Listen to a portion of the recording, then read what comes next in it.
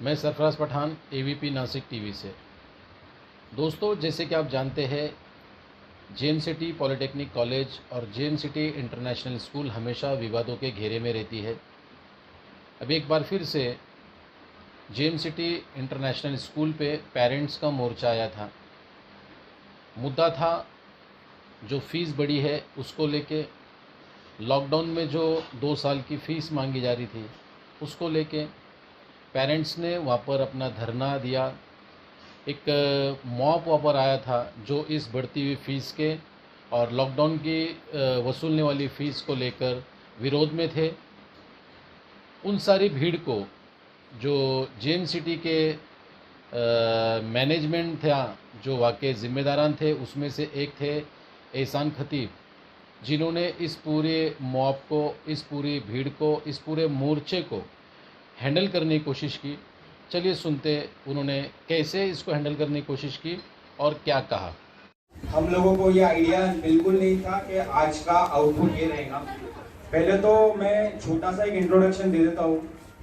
हम लोग governing body के लिए मेंबर्स हैं, यहाँ पर मैनेजमेंट के बिहाफ पे काम करते हैं। जेएम सिटी का मैनेजमेंट आज पूरी तरह यहाँ प्रेजेंट नहीं है। जैसे जैसे हम लोगों को इन्फॉर्मेशन आया कि ये प्रॉब्लम हुई है इंस्टीट्यूट पे, हम लोग हमारा बेस्ट ट्राई किए और यहाँ पहुँचने की कोशिश की।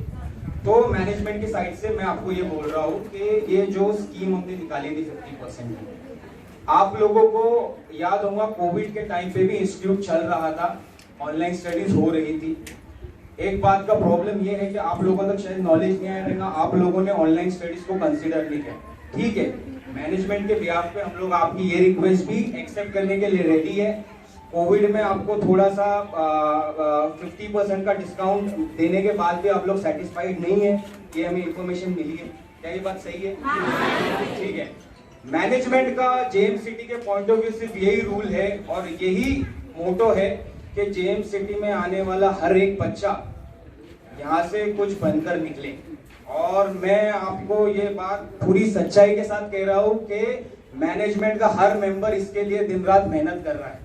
और हम इसके लिए मेहनत नहीं कर रहे कि हम लोग यहाँ आकर किसी की बात सुने या किसी का एग्रेशन देखें, क्योंकि हम लोग इसके लिए कोई पेड पीपल नहीं है। We are working for a good cause, we are working for a noble cause. और आप लोगों को ये बात समझनी होगी। क्यों? क्योंकि आज मुस्लिम माशरे में सबसे ज्यादा इल्म की कमी है और ये इल्म की कमी जेएम सिटी आने वाले 5 साल, 10 साल, 15 साल, 20 साल, 100 साल तक करता रहेगा। चाहे मैनेजमेंट के मेंबर्स रहे ना रहे, यहाँ पर नए लोग आते रहेंगे, लेकिन आप लोगों को ये बात समझनी है कि फ्यूल अप नहीं होना है, कोई भी बात से भड़कना नहीं है। अगर आपको चाहिए जेएम सिटी का फीस स्ट्रक्चर में रिडक्शन हो, आप मैनेजमेंट से प्रॉपर वे में आके बात करें। हम लोग आने वाले 3 साल में 5 अलग अलग टाइप के स्कॉलरशिप्स वर्क करने वाले हैं, जिसमें जो बच्चे पढ़ने में काबिल है लेकिन फीस नहीं भर सकते, उनके लिए भी मदद होंगी। लेकिन हर चीज का एक प्रॉपर वे होता है। आज आप देखिए पिछले 3 साल में जेएम सिटी का स्कोप कहां से कहां पहुंच गया। हम लोग इंटरनेशनल प्लेटफॉर्म पर जाकर आगे हैं और आपको ये बात समझ आए ना है, मैं आपको एक बात दावे से कहता हूँ, 5 years from here JM city Nashik के टॉप स्कूल्स में रहेंगे। लेकिन ये सिर्फ टीचर्स के हार्डवर्क से नहीं हुआ, इसमें पेरेंट्स का कोऑपरेशन का बहुत जरूरत है और आप लोगों को ये कोऑपरेशन हमें देना होगा, बिकॉज हमारे बच्चों का फ्यूचर इल्म से है। आज मैंने मैडम से बात की है, आप लोगों की जो भी डिमांड है वो डिमांड आप प्लीज 5 से 6 रिप्रेजेंटेटिव को बता के नोट कर लीजिए। विद इन 4 या 5 डेज मैनेजमेंट की मीटिंग होगी, उस मीटिंग में वो डिमांड को लिया जाएगा और मैं गवर्निंग बॉडी के बिहाफ पे बोलता हूँ जो फिलफिल कर सकते हैं हम लोग हम पूरा करेंगे। लेकिन आज ये बात समझिए, जेएम सिटी को सिर्फ 4 या 5 साल के लिए नहीं चलना है। तो आप लोगों को जो लोग आकर बोलते रहेंगे कि ये चैरिटी का पैसा है, इन लोगों को तो फ्री ऑफ एजुकेशन देना चाहिए, ये सारी बातें बकवास है। क्योंकि हम सिर्फ एक जनरेशन को एजुकेशन नहीं देना चाहते। हम लोगों ने यही साल, मैं आपके पास अनाउंसमेंट करने वाला था किसी हैप्पी ओकेजन पे, 11th और 12th का परमिशन के लिए वर्किंग कर चुके हैं हम लोग माशाल्लाह यहाँ पर लेडीज कॉलेज भी बनाने की कोशिश करें, सामने एक मस्जिद और मदरसा आ रहा है, तो ये सब फंड्स कहाँ से क्रिएट होगा। आज हमारे पास अशोका, प्रवशी इंटरनेशनल, ये सब स्कूल्स के आपने नाम सुने, इनका स्टाफ है और ये स्टाफ जेएम सिटी में आके खुशी खुशी पढ़ा रहे। क्या आप लोगों का ये बिहेवियर देख के स्टाफ आज खुश हुआ रहे? तो प्लीज आप लोगों से मेरी गुजारिश है कि अपने बच्चों का फ्यूचर सोचिए। मैं एक ऐसी फैमिली को बिलोंग करता हूँ जहाँ पर हम लोगों के पास माशाल्लाह किसी चीज़ की कमी नहीं थी। मेरे पेरेंट्स ने थोड़ा सोसाइटी के अगेंस्ट जाके मुझे एजुकेट कराया। मैंने अपना मास्टर्स लंदन से किया है और वो करने के बाद मुझे मौका मिला जेएम सिटी में काम करने का। हम लोग 3 से 4 घंटे हर 2-3 दिन में आकर यहाँ काम करते हैं। घर के 100 काम छोड़कर आकर यहाँ काम करते हैं, इसलिए नहीं काम करते आकर के आगे ये सब देखने मिला। मैं पेरेंट्स को एक बात की आज अश्योरिटी दे रहा हूँ यहाँ जाने से पहले, आपकी जो भी लीगल डिमांड है, जो भी, जैसे कि मैं भी यहाँ आ रहा था, किसी ने बताया कि फीस का अरेंजमेंट किस रीजन से नहीं हुआ। अभी मैं आपके सामने किसी की आपकी यूनिटी नहीं खराब करना चाह रहा हूँ। कुछ पेरेंट्स ने पर्सनली भी मुझे कॉल करके बोला था कि यार हमारा आप इतना फीस ये कर दो, फिर ये सब इश्यूज क्रिएट नहीं होंगे। लेकिन मैंने उनको फोन पर कहा कि नहीं, जो भी डिसीजन होगा ये सबके लिए एक होगा। तो आप अभी जिसको सुन रहे थे उनका नाम है एहसान खतीब। ये जेएम सिटी इंटरनेशनल स्कूल की बॉडी के ऊपर है और इन्होंने काफ़ी अच्छे अंदाज से समझाने की कोशिश की, लेकिन कुछ क्वेश्चन मेरे दिमाग में भी आए, इसलिए मैं मेरे चैनल के माध्यम से एहसान खतीब से भी कुछ सवाल करना चाहूँगा। जैसे आपने कहा, क्या हम इस स्कूल को लॉन्ग टर्म तक चलाने वाले हैं, चलाने की सोच रखते हैं और चलाना चाहते हैं, लेकिन एहसान भाई ये स्कूल तभी लॉन्ग टर्म तक चलेंगी जब ये छोटे छोटे प्रॉब्लम हम सॉल्व करेंगे। आप लोग काफ़ी टाइम के बाद वहाँ पर पहुँचे, जब पब्लिक पूरी भड़क गई थी, इतना लेट आप वहाँ पर पहुँचे, और ऐसा अगर आप करेंगे तो कैसे हम लॉन्ग टर्म तक चला पाएंगे। दूसरी बात, आपने बोला क्या आप वहाँ पर जो किसी का गुस्सा या किसी का रिएक्ट देखने के लिए नहीं आए। आप जो पोस्ट पे आप बैठे हैं, आप जो बॉडी पे आए हैं, आपको ये सब चीज़ें फेस करना पड़ेंगी और आपको इसकी आदत डालना पड़ेंगी। अगर जब तक आप आदत नहीं डालेंगे और फेस नहीं करेंगे इन चीज़ों को, तो इस आधारे को आप चला भी नहीं पाएंगे, क्योंकि इस पोस्ट पे बैठने के लिए दिमाग को बहुत शांत रखना पड़ता है और सबका सुनना पड़ता है। तीसरी बात, आपने बोला कि कुछ लोग आपको फ़ोन करके अपनी फ़ीस कम कराने के लिए या सिर्फ ये मुद्दा मतलब ख़त्म हो जाएगा या मोर्चा ख़त्म हो जाएगा, ऐसा कुछ सिग्नल आपने उसमें दिए क्या हमारा कम करा दो, तो आपने उनके नाम भी डिक्लेयर करना चाहिए था। आप पब्लिक की दिशा भूल करने की कोशिश करते और ये आपको शोभा नहीं देता। आप जिस पोस्ट पे हो तो आपने से गुप्त बातें करके पब्लिक को भड़काना नहीं चाहिए था। आपने जो रियल फैक्ट था फिर नाम के साथ में वो बात रखनी चाहिए थी, जबकि ऐसा किसी ने आपको कॉल किया नहीं होगा और 99% मुझे लगता है किसी ने नहीं किया होगा, लेकिन फिर भी आपने बोला, ठीक है, वो आपका पॉइंट ऑफ व्यू था। लेकिन आप जिस पोस्ट पे हो उस पोस्ट को ये चीज़ शोभा नहीं देती है कि आप वहाँ पर प्लेटफॉर्म पर ऐसी बात करें कि जिससे पब्लिक पैनिक हो जाए या कोई वातावरण ख़राब हो जाए। और इसके बाद जो वहाँ के एक सामाजिक कार्यकर्ता थे फ़हीम शेख, उन्होंने भी अपनी बात वहाँ पर पब्लिक के बीच रखी। और चलिए पहले उनकी बात सुनते हैं और फिर उनके बाद में अपनी वापस बात रखता हूँ। सुनो, मैनेजमेंट इधर ही है, नासिक में ही है, और आप हमारे सब्र का और ज्यादा इम्तिहान ले रहे हैं, और कितना लेंगे वो देख लेंगे, अल्लाह बेहतर जानता। मैनेजमेंट जब तक आता नहीं, और जो डिसीजन होगा आज ही होगा।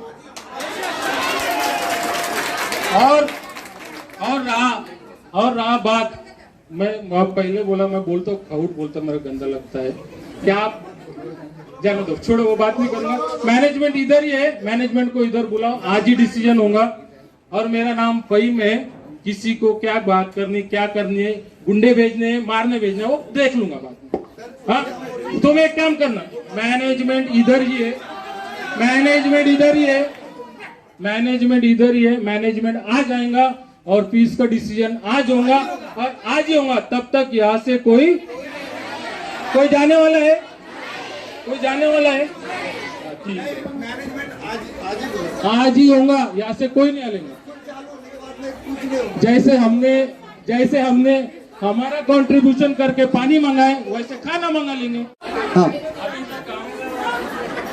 अभी तक हम सुनो ना, अभी तक हम ये सोच रहे थे कि यह हमारा इदारा है, मुस्लिम कौम का इदारा, एक ही इदारा है, हम इसको बदनाम नहीं करना चाहते।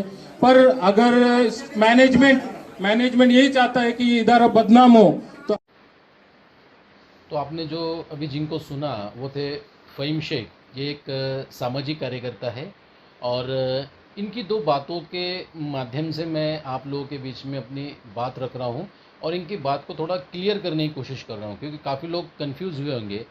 पहली तो ये बात कि इन्होंने कहा कि भाई हमारे सब्र का इम्तिहान मत लो। इन्होंने ऐसा क्यों कहा? क्योंकि काफ़ी देर तक वहाँ पर पब्लिक इंतज़ार कर रही थी कि मैनेजमेंट के लोग आए। धूप में प्यासे लोग बैठे थे। स्कूल के तरफ से उनको ना पानी न बैठने के लिए कोई चीज़ें का बंदोबस्त किया गया था, इसलिए पब्लिक पैनिक हो गई थी। और इसलिए फ़हीम भाई ने बोला क्या हमारे सब्र का इम्तिहान मत लो। दूसरी बात, उन्होंने कहा मेरा नाम फ़हीम शेख है और अगर किसी को कुछ बात करने के लिए या मारने के लिए गुंडे भेजना रहे तो मैं देख लूँगा। तो इसका भी मतलब यही है, इसलिए बोला इन्होंने कि जैसे आप लोग जानते हैं कुछ टाइम पहले मेरे ऊपर जानलेवा हमला हुआ था, अभी कुछ दिन पहले रियाज मेमन करके जो हमारे साथीदार थे उनके ऊपर हमला हुआ था। तो कहीं ना कहीं कुछ चीज़ें ऐसी हो गई थी, क्या खती फैमिली को वो पर्सनल चीज़ लगी थी और पर्सनल होने की वजह से वो हमारे साथ पर्सनल होके हमारे ऊपर हमला किए थे। लेकिन मैं कभी भी चाहूँगा कि कोई भी मुद्दों पे पर्सनल ना हो। ये उनका पॉइंट ऑफ व्यू था कि उन्होंने उस चीज़ को पर्सनल लिया था, लेकिन हमने कभी भी जेएमसीटी के अंदर चलने वाले गलत कामों के खिलाफ में आवाज़ उठाई है। हमने इंडिविजुअल किसी व्यक्ति को टारगेट कभी नहीं किया है। हम उस पोस्ट को टारगेट करते हैं और उस पोस्ट के खिलाफ आवाज़ उठाते हैं जो पोस्ट के वो जिम्मेदार होते हैं। तो फ़हीम भाई को भी ऐसा लगा होगा कहीं ना कहीं कि मैं आवाज़ उठाऊंगा और मेरे ऊपर हमला होगा, इसलिए उन्होंने ये बताया। और इसका अंदाज़ हमारे को ये लगता है कि जैसे मेरे ऊपर या रियाज मेमन के ऊपर और अन्य किसके ऊपर जो हमले हुए होंगे तो उनको ऐसा लगा होगा कहीं ना कहीं उनके ऊपर भी हमला किया जाएगा, इसलिए उन्होंने कहा चलिए अभी आगे जो पेरेंट्स थे उनमें से कुछ लोगों की हमने बात सुनी, उन्होंने कुछ अपनी बात कही, वो क्या है फिर मैं आगे अपनी बात रखता हूँ। ये बात 28 अप्रैल से चालू हुई है। हमने स्कूल के प्रिंसिपल से बात करे और उन्हें ये तमाम हमारी बातें बताई कि हम लॉकडाउन की फीस भरने के कैपेबल नहीं है, तो हमारी ये फीसें माफ करो। लॉकडाउन के 2 साल की 2020 से 21 से 22 की, और जो अभी सडनली उन्होंने फीस इंक्रीज की है उसके बारे में उन्होंने हमें कहा कि आप लोग हमें एप्लीकेशन दे दीजिए, हम लोग यहाँ के एम्प्लॉय हैं। हमने कहा ठीक है। उसके बाद जब 1 तारीख को हम लोग यहाँ पे एप्लीकेशन सबमिट करने के आए तो उन्होंने हम में से कुछ पेरेंट्स को ये कहा अगर आप लोग को इतना प्रॉब्लम है तो आप लोग एलसी ले लीजिए। तो हमने यही कहा अगर आप लोग एलसी देना है ना, हम मीडिया को बुलाते हैं, उनके सामने एलसी दीजिए, या हम अपने बच्चों का फ्यूचर बनाने के लिए आए हैं। आज हम सुबह 10:30 बजे से यहाँ पर आए हुए हैं, ये हालत हो गई, आप सबको दिख रहा है, ये सब आपको दिख रहा है। यहाँ हमारे साथ में कई प्रेग्नेंट लेडीज है, कोई अपने बच्चे को छोड़कर, मैं अपना 1 साल का बच्चा अपने घर पे छोड़कर आई हूँ। किसके भरोसे रोज के छोड़कर आऊंगी मैं यहाँ पर, किसी के भरोसे? हाँ, कोई नहीं। बहुत ज्यादा आंदोलन करने पे, बहुत ज्यादा हमारी रिक्वेस्ट पे, बहुत ज्यादा रिक्वेस्ट करने पे जाके एक कोई उनके बिहाफ पे उनका बेटा बोलने आया, वो भी हमको अश्योरिटी नहीं दे रहे। वो भी हमको बोल रहे कि हम आपकी बात मैनेजमेंट तक पहुंचाएंगे, मैनेजमेंट बाद में डिस्कशन करेगा, उसके बाद आपको फिर बुलाएंगे। यहाँ पे रोज आना, एक रोज के काम करने वाले लोग भी हैं। ये लोग अपने एक दिन का पैसा गवा सकते हैं क्या? अगर एक दिन यहाँ पे छुट्टी करेंगे तो रात को किसी के घर में चूल्हा तक नहीं जलेगा, उसका क्या करना है? क्या मैनेजमेंट अपने घर से उनको खाना पहुँचाएगा? लॉकडाउन की महामारी का सबने झेला हुआ है, सबने। कितने खानदान घर में रोज रात को भूखे सोए, और एक साथ ये एक तो हमको ये बोल रहे हैं कि हम 50% आपको कंसेशन दे रहे 2 साल का। कितने पेरेंट्स इस मोर्चे में भी है? आप खुद देख सकते हैं, यहाँ कई 100 पेरेंट्स में बोल सकती हूँ, ज्यादा है। यहाँ पे हम लोग आए थे कि कोविड के दौरान जो फीस मांग रही थी स्कूल, और उसके साथ इस साल जो स्कूल ने फीस इंक्रीज़ किया है, हाँ 6-6 हज़ार रुपये, 4-4 हज़ार रुपये इंक्रीज़ किया है। तो हम लोग बस ये रिक्वेस्ट करने के लिए आए थे कि ये जो आपने बिला वजह जो फ़ीस बढ़ाई है, जब हम लोग चैरिटेबल ट्रस्ट चला रहे हैं तो इतनी फ़ीस मत बढ़ाओ। तो उसके लिए हमने डिमांड की थी मैनेजमेंट से मीटिंग के साथ कि भाई मैनेजमेंट के साथ हमारी मीटिंग फिक्स करे, हम लोग मैनेजमेंट से बात करेंगे। लेकिन यहाँ पर सुबह से लेडीज़ जेंट्स जितने भी पेरेंट थे सब जमा हुए। हम लोगों को सुबह से बस यही बताया गया कि मैनेजमेंट नहीं है, और जो भी बात कर रहा है मैनेजमेंट के बिहाफ में बात कर रहा है। मैनेजमेंट अभी तक आया नहीं है, और एप्लीकेशन देकर हो गया, इनसे रिक्वेस्ट करके हो गया। सारी जो चीज़ें थी हम लोग ने पहले से 2 या 3 महीने से फॉलोअप ले रहे हैं, लेकिन अभी तक उसका कोई रिजल्ट नहीं निकला। अभी भी जब हम लोग ने बात की तो उन्होंने आधी बात सुनी और आधी बात सुनने के बाद उन्होंने डायरेक्ट जो है मीटिंग को डिस्कनेक्ट कर दिया और कहा कि चलो जाने दो, छोड़ो, जो होगा देख लेंगे। इस तरह की बात निकल गए। मतलब इतने पेरेंट्स जो सुबह से भूखे प्यासे रोड पर खड़े हैं, स्कूल ने पहले तो पानी भी इनके लिए अफोर्ड नहीं किया। हाँ, यहाँ तक कि हमें प्रीमाइसेस छोड़कर रोड पर आना पड़ा ताकि अब तो कोई रिजल्ट निकले। आगे क्या करना है? आगे अभी ये प्रोटेस्ट को हमको कंटिन्यू करना है। या तो मैनेजमेंट आके हमारी जो डिमांड्स है वो पूरी करे, हमें एक रिटर्न के अंदर एक कमिटमेंट दे कि हमारी जो भी डिमांड्स थी वो पूरी की है मैनेजमेंट ने, या तो फिर हमें ऐसे ही बैठने दे, जो होगा देख ले। ये जो थे ये पेरेंट्स थे और पेरेंट्स करीबन 3 महीने से इस विषय को लेकर लीड कर रहे थे। करीबन 150 एप्लीकेशन इन्होंने एट अ टाइम एक साथ प्रिंसिपल के पास मैनेजमेंट तक पहुंचाई, लेकिन कोई समाधानी उत्तर उनको नहीं मिला, कोई ठोस कार्रवाई उस एप्लीकेशंस के ऊपर नहीं हुई। जैसे इन पेरेंट्स ने बताया कि ये कंटिन्यू उनके टच में थे और उनसे मांग कर रहे थे कि जो बढ़ी हुई फ़ीस है उसको कम कर दे और जो लॉकडाउन की फ़ीस है उसको माफ़ कर दे।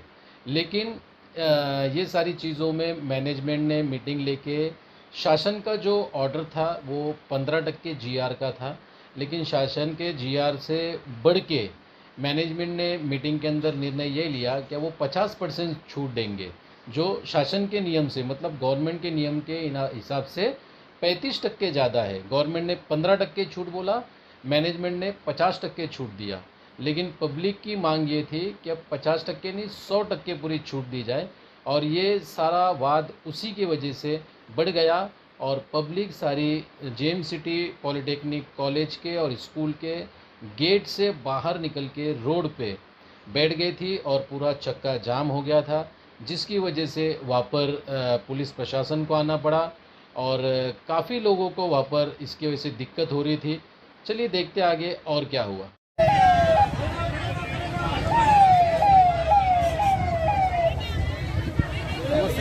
आधीपासून ना आम्ही त्यांना बोर्ड लावतो, सगळं उपाशी आतापर्यंत काही तोडगा नाही यांना इकडे बोलवा, इकडे बोलवा यांना, आणि ज्यांना बोलायचं असेल त्या रोडवर येऊन बोलवा। थांबून ठेवलंय काय वाजेपासून पाणी सुद्धा पिलेलं संवाद झालेला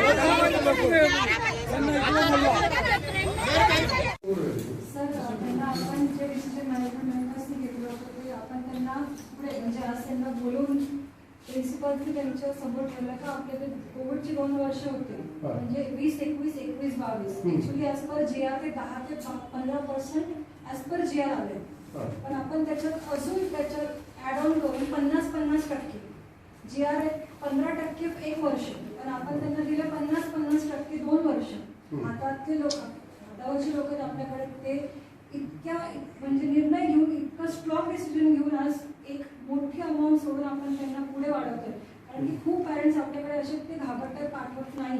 पण आम्ही काय सांगितलं, घाबरू नका, आम्ही मुलांचं शिक्षण 2 वर्ष झाले सर एकही दिवस थांबवलं नाही, एकही मुलाला ग्रुपवरनं काढलं नाही, नॉर्मल स्कूल सारखं वागलं नाही, कारण की चॅरिटेबल ट्रस्ट त्याची फीसच आपली 10 ते 12,000 मॅक्सिमम किंवा 15,000 फीस, त्याच्यात पण आपण त्यांना 50% 2 वर्षाची फीस माफ करतोय। तर त्यांचं आता बोलणं आहे, आधी याच्यावर ते ॲग्री होते, मॅक्सिमम लोक जे होते त्यांना प्रोवोक करणारे त्यांनी काय सांगितलं, कारण इथेच थांबा, आपण त्यांच्याकडून आता कमी केलंच आहे तर आपण आता फ्री करून घेऊ आणि पुढची कधीही वाढणार नाही अशी पण लिखत घेऊ सर। हे मग डिमांडिंग म्हणजे एक वाढत चालायचं त्यांचं असं, आणि त्यांना एक वे ऑफ नाही, ते अंगावर येतात। आज आम्ही दोन्ही लेडीज स्टाफ असून सुद्धा ते आमच्या इतक्या जवळ बोलतात, आम्हाला पण फॅमिली आहे सर, आम्हाला पण आपल्याकडे शिकवणारे टीचर त्यांच्या अंगावर जातात, ही पद्धत नाही पॅरेंट्सची। तो अभी आपने जिनको सुना वो है चित्रा मैम, ये JM city polytechnic JM city international school की प्रिंसिपल है। इनकी 2 बातें मुझे अजीब लगी, क्योंकि सुबह से मैं इस मोर्चे को हैंडल कर रहा था। मेरा वहाँ पर डबल रोल था, फर्स्ट रोल था एज अ पेरेंट्स और सेकंड रोल था मेरा एक मीडिया का मेंबर बोल के। मैं वहाँ पर ख़ास करके आज उस दिन जो प्रोग्राम था वो मीटिंग पेरेंट्स की थी, और मुझे भी वो SMS आया था और मैं एज अ पेरेंट्स वहाँ पर पहुँचा था। लेकिन जब मैंने देखा कि सारा तामझाम वहाँ पर अचानक में क्रिएट हो गया, कोई प्लानिंग नहीं थी इसकी, अचानक में हो गया, तो उसके बाद मैंने अपना कैमरा लेके इसकी शूटिंग चालू किया और सोचा अपने चैनल के माध्यम से इस बात को जनता तक पहुँचाऊँ। तो मैडम की 2 बातें मुझे अजीब लगी। पहले तो ये कि उन्होंने कहा क्या मॉब जो था वो प्लानिंग कर रहा था और बोला क्या 50% तो इन्होंने माफ़ कर दिया, अब 100% हो जाएगा। तो ऐसी कोई प्लानिंग नहीं हुई है, सारा अचानक में हुआ था। दूसरी बात, मैम आपने कहा क्या आपके लोग आंग पे आ रहे थे, किसी ने भी ऐसी हरकत नहीं की। आप देखेंगे वहाँ पर इतनी गर्दी है कि खड़े रहने के लिए जगह नहीं थी। अगर बाय चांस गर्दी के इसमें कोई बात कर रहा है तो उसको आवाज़ नहीं जाती है, तो आवाज़ अपनी पहुँचे, इसलिए इंसान नज़दीक आके बात करने की कोशिश करता है। तो वहाँ पर जितने लोग थे वो सभी प्रिंसिपल मैम की रिस्पेक्ट करते हैं, हम खुद रिस्पेक्ट करते हैं। कोई भी इंसान ऐसी हरकत नहीं करेगा कि उनके आंख पे जाएगा, टीचर्स के आंख पे जाएगा। औरतों की इज्जत करना हम सब लोग जानते हैं और मुझे लगता है नासिक के लोग ज़्यादा अच्छे से जानते हैं, क्योंकि यहाँ पर बाहर के हिसाब से ऐसे इंसिडेंट्स नहीं होते, औरतों पे हाथ डालना या मार झोड़ करना या उनको कोई नुकसान पहुँचाना। और ख़ास करके जेम सिटी में तो आज तक नहीं हुए, तो ऐसे दाग जेम सिटी पे ना लगे, ऐसे झूठे आरोप करके भी ऐसे दाग ना लगे, इसका ध्यान प्रिंसिपल मैडम ने रखना चाहिए। और उसके बाद जब मैनेजमेंट से पुलिस डिपार्टमेंट ने और मैं खुद जब वहाँ पर अंदर था मैनेजमेंट के साथ, मैं खुद बात कर रहा था। बात करने के बाद में मैनेजमेंट को हमने कैसे कैसे कन्विंस किया ये हमको पता है। उन लोगों ने बात करके हमारे साथ अंदर बात की और पब्लिक के साथ बात करने के लिए आखिर वो कुछ घंटों के बाद निकले और पब्लिक के बीच में आए। चलिए देखते मैनेजमेंट के और पब्लिक के बीच में क्या बात हुई। आज हम आपसे पैसा नहीं मांग रहे, ना ही कल मांगा था। तुमने वही डिसीजन 3 घंटा पहले भी वही बोले। नहीं ना, हमको ये इदारा ट्रस्ट का है, मुस्लिम ट्रस्ट का है। मुस्लिम कम्युनिटी को इसका फायदा मिलना चाहिए। पहले मैनेजमेंट को बात करने दो। आप सर को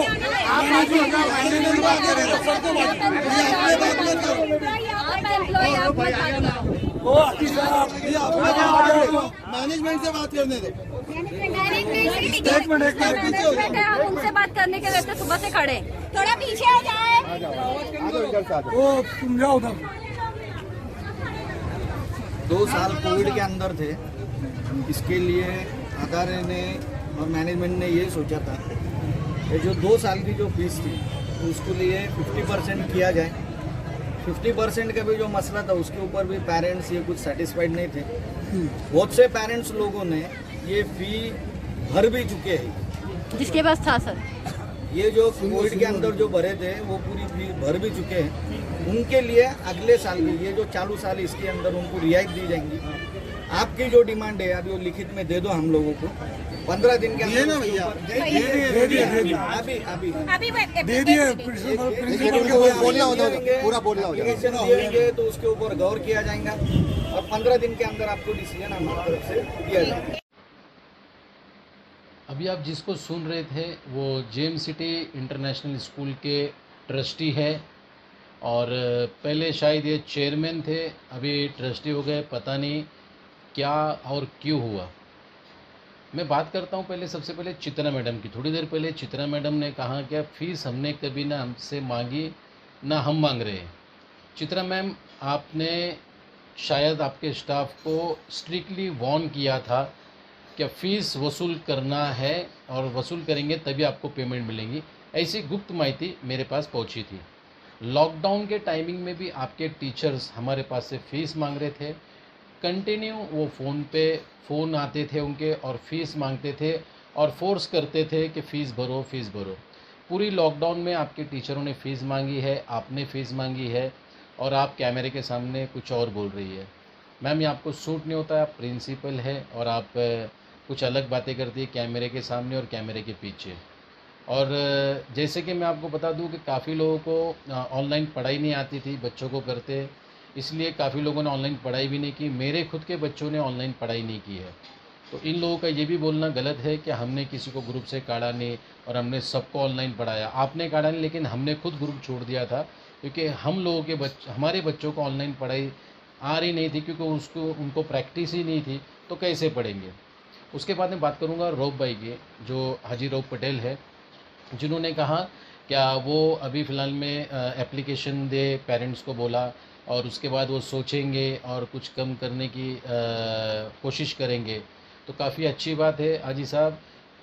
3 महीने से पेरेंट्स इस चीज़ के लिए पत्र व्यवहार कर रहे हैं, और शायद ये आपको पता भी होगा या नहीं पता होगा, पता नहीं, लेकिन आज आपने जो बोला कि 8-10 दिन में सोच के जवाब देंगे, मुझे उम्मीद है कि आप पेरेंट्स के फेवर में और पेरेंट्स के प्रॉब्लम्स को समझते हुए निर्णय लेंगे, और 2 साल की जो फ़ीस है उसको माफ़ करेंगे, और जो अभी लेटेस्ट में फ़ीस बढ़ी है उसको भी वो घटाएंगे, कम करेंगे। क्योंकि जब स्कूल की बुनियाद रखी गई थी, माइनॉरिटी के वास्ते, माइनॉरिटी के लोगों के लिए स्कूल का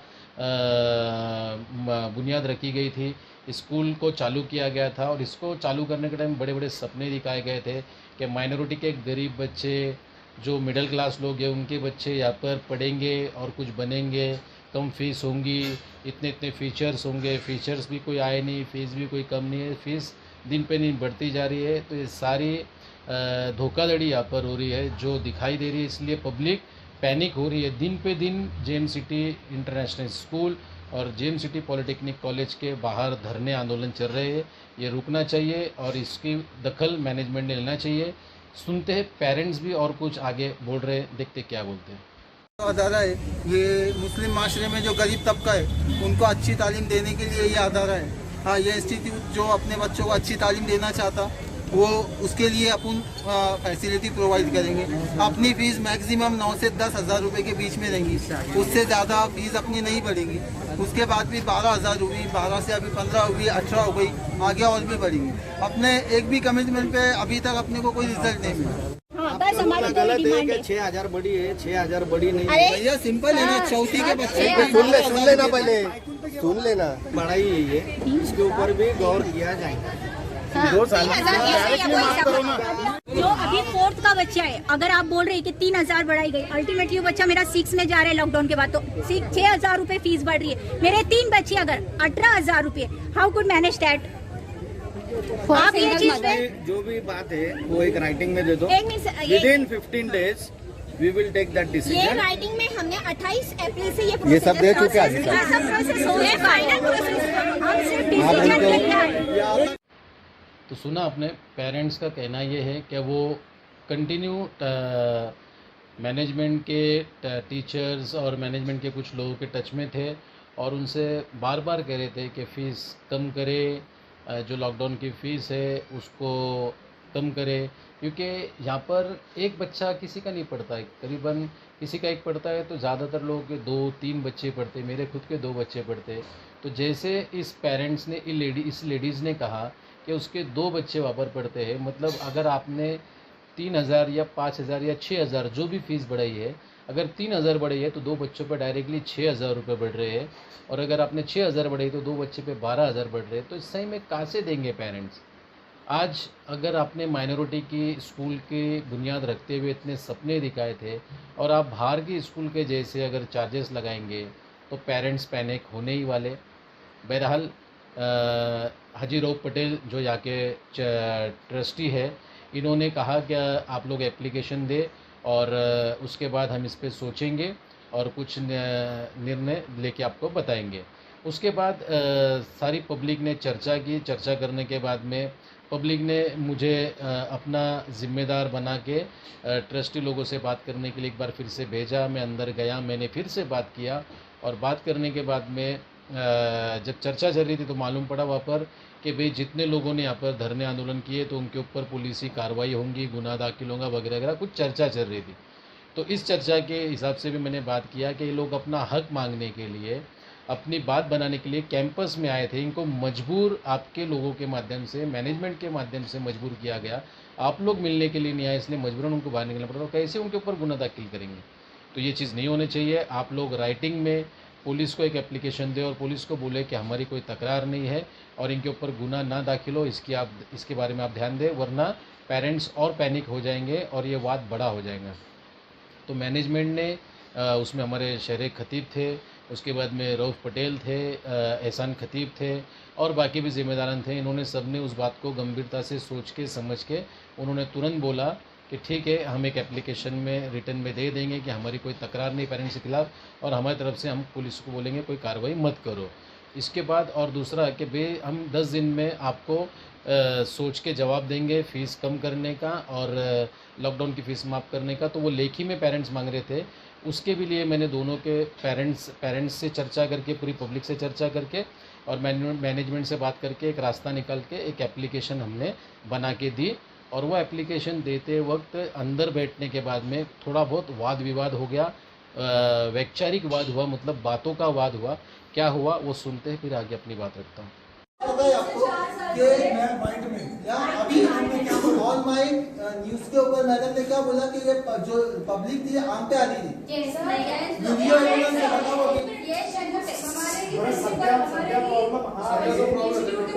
जो प्रॉब्लम है उसके बारे में बात करो।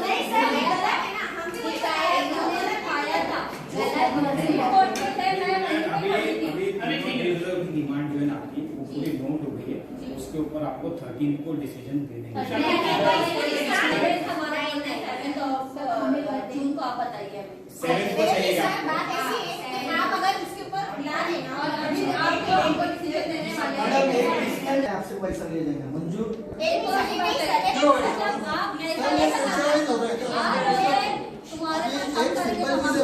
एक मिनट सुनो ना, पहले उनकी बात कीजिए।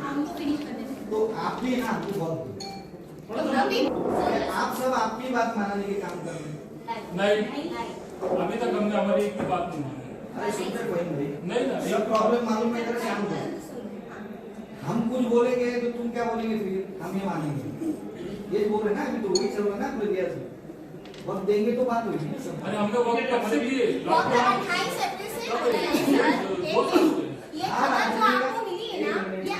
आप वक्त दो ना।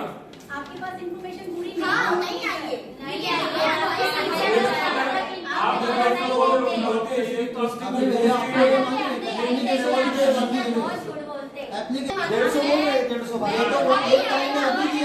पहले कितनी बार एप्लीकेशन दी है पता है आपको? मैं 2 सिंगल पैरेंट ने आपको कितनी बार एप्लीकेशन दी है? सब फीस रिलेटेड है, नहीं फीस रिलेटेड है, दूसरे इश्यूज के बारे में आपको कभी कुछ पता चला क्या? आज तक कभी इशू नहीं हुआ। पहले जो हुआ वो सब छोड़ दो, जो भी देखो रियाज भाई, ये अभी आधार सुनो, ये आप लोगों का आधार है। ट्रस्ट का है। अरे आप लोगों का अभी सुनो ना, ये ट्रस्ट का है, ये आधार बना काय के लेके मुस्लिम उनके बच्चे यहीं पे एडमिशन हुआ था। लेकिन जो कोविड का आप ट्रस्ट भी तो सोचो लोगों के बारे में, इतना पैसा एक साथ रियाज भाई 1 मिनट ट्रस्ट की बात कर रहे हैं। प्रेग्नेंट लेडीज धूप में खड़ी है 4 घंटे, कौन सा मुस्लिम आधार है, कौन सा मुस्लिम? नहीं दूसरे में भी जाओ तो नहीं दूसरे। तो ये सुना आपने, यहाँ पर पेरेंट्स की चर्चा चल रही थी और पेरेंट्स की चर्चा चलते टाइम पेरेंट्स ने इस बात का ही विरोध किया जो चित्रा मैम ने कहा था, क्या उनके आंख पे कुछ लोग आ गए थे। मतलब इन्होंने पहले पुलिस डिपार्टमेंट के सामने और मैनेजमेंट के सामने अकेले में चीज़ बोली थी, जहाँ पर मैं मौजूद था और मैंने अपने कैमरे में वो चीज़ को कैद किया था।